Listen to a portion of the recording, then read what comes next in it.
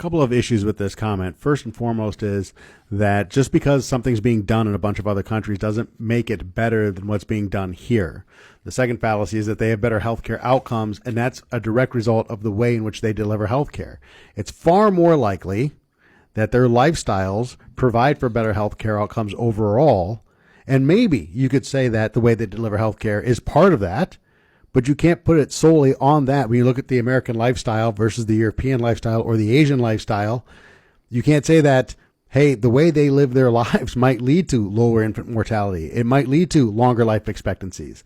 So those are two fallacies that we're tying. It's a kind of a correlation causation thing. They deliver healthcare like this. They have better outcomes. Therefore, delivering healthcare this way makes for better outcomes.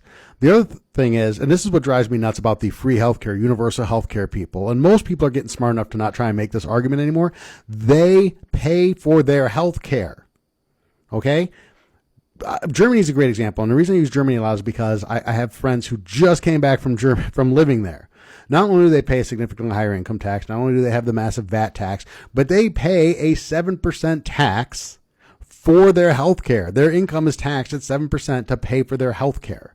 It's not free health care. They are, in fact, paying for it. Just because you're not paying for it at point of sale doesn't mean that it's not being paid for. The other thing is, and this is kind of the last point, is we subsidize healthcare massively in this country. We have 70 plus million households on Medicaid. So it's not like we don't have a social safety net. It's not like a bunch of people are being denied access to healthcare.